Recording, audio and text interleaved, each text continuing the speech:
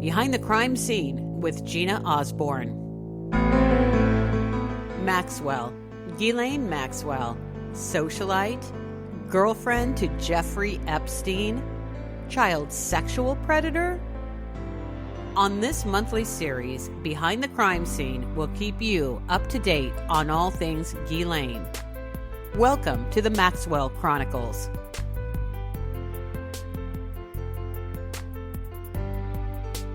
Welcome to Behind the Crime Scene. I'm Gina Osborn, retired FBI Assistant Special Agent in Charge and former Army Counterintelligence Agent. We are back with the Maxwell Chronicles, where I will update you on the Ghislaine Maxwell case. We've had a few interesting things happen over the last month since our last episode, so here we go.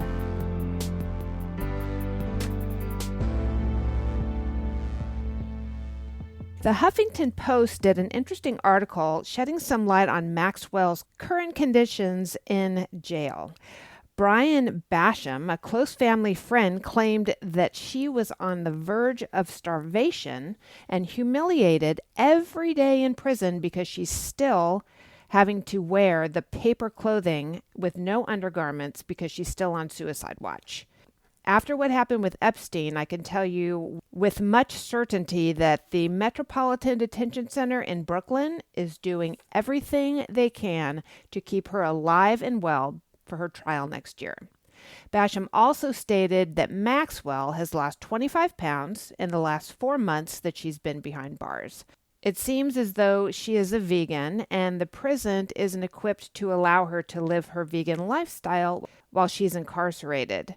One day, according to Basham, she reportedly went 20 hours without food. And when she complained about her conditions, Basham claims the guard removed her scale. Now, I was unaware that inmates on suicide watch at a Metropolitan Detention Center would be allowed to have a scale in their cell. So I'm definitely going to have to look into that one to see the veracity of that.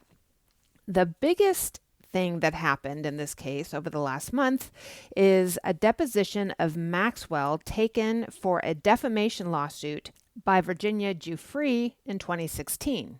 That deposition has been unsealed after Maxwell's attorneys fought for months to keep it sealed. This lawsuit was settled with Giuffre for an undisclosed amount of money in 2017. Now remember, Virginia Roberts Giuffre was one of Jeffrey Epstein's victims who claimed Maxwell recruited her as a traveling masseuse after meeting her at Mar-a-Lago, where Giuffre worked a summer job as a locker room attendant, and this was 20 years ago. Giuffre alleged that Maxwell and Epstein had sex with her when she was just a teen. I read through the 400-plus page deposition document, and I can tell you I was exhausted by the end. Giuffre's attorney, Sigrid McCrawley, should have won a medal for patience during this all-day deposition because Maxwell was combative from the get-go. The first question was the simple question of, when did you first recruit a female to work for Mr. Epstein? Right. That's simple and it's straightforward. Maxwell responded, I don't understand what you mean by female, followed by, I don't understand what you mean by recruit. So Ms. Crawley, she handled it very well. She asked Maxwell if she were a female, if that was the sex that she was. And Maxwell said that she was a female. So McCrawley said, well, that's what I'm referring to as a female. So Maxwell said, again, I don't understand female. I'm a 54-year-old woman. So that's sort of a taste as to what the attorneys for Virginia Giuffre had to deal with. And I've been in interviews like this before, and I can tell you it's absolutely mind-numbing when the person is uncooperative and they just are using your time and are wasting your time in such a way. What I gleaned from the deposition is that Maxwell began working for Epstein in 2002. Originally, she was hired for a consulting role. She helped with decorations for the many houses belonging to Mr. Epstein and hired staff to run those houses. She then graduated to running the homes herself, hiring architects for any construction that was happening. She was in charge of all of the construction filings, and she equated the job to being a general contractor.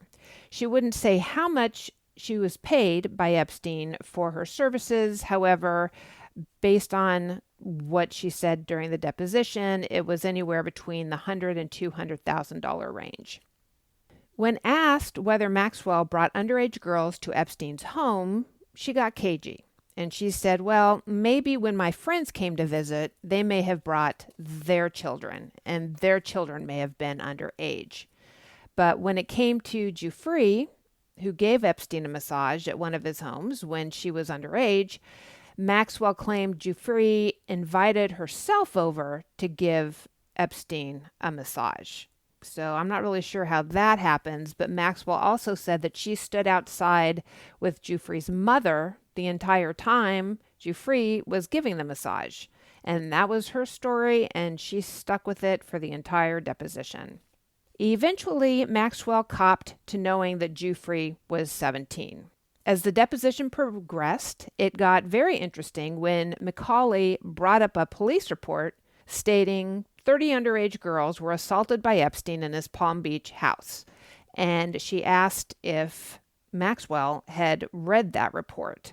And then she asked Maxwell, have you ever said you recruit girls to take the pressure off of you so you don't have to have sex with Jeffrey? Maxwell didn't say yes or no. However, she did say that she could not remember the language that she used from 17 years ago. Macaulay then asked the million-dollar question, do you believe Jeffrey Epstein sexually abused any minor children? Well, first, Maxwell said she didn't understand the question. And then, for a while, she claimed that Virginia Jeffrey was a liar. She then said she couldn't speculate. And Macaulay said, I'm not asking you to speculate. Do you believe Jeffrey Epstein sexually abused any minor children? I don't think she ever answered the question, but she was very combative during the time she was asked this question multiple times by Jeffrey's attorney. Maxwell stated that she did know that Epstein spent time in jail, but she said that was allegedly for hiring an underage prostitute. But then Maxwell was asked if she knew that Jeffrey Epstein was a registered sex offender, and she said that she knew that he was. So, with that, I don't think she ever answered the question whether or not she believed Jeffrey Epstein sexually abused minor children. Based on the lack of questions that Maxwell answered during this deposition, Jeffrey's lawyers obtained an order from a judge for Maxwell to be deposed again at a later date, and those documents are still sealed from that deposition. It's important to note that 2 of the 6 federal counts filed on Maxwell resulting in her arrest in July were for perjury. The count for perjury reads, in or around 2016, in the context of a deposition as part of a civil litigation, Ghislaine Maxwell, the defendant, repeatedly provided false statements under oath regarding, among other subjects, her role in facilitating the abuse of minor victims by Jeffrey Epstein. As far as her trial date is concerned, a provisional date for her trial has been set for July 12th in 2021. I will keep you updated as things progress between now and then. For more information about the show, go to BehindTheCrimeScene.com, follow us on Facebook at Behind the Crime Scene, or on Twitter at BehindTheCrime2. I'll see you next time, Behind the Crime Scene. Behind the Crime Scene with Gina Osborn is produced and edited by Lisa Osborn. Theme music is Insomnia by retired IRS Special Agent Clarissa Balmaceda. Find us on social media through BehindTheCrimeScene.com. And don't miss an episode. Subscribe to Behind the Crime Scene with Gina Osborn wherever you get your podcasts. I'm Lisa Osborn.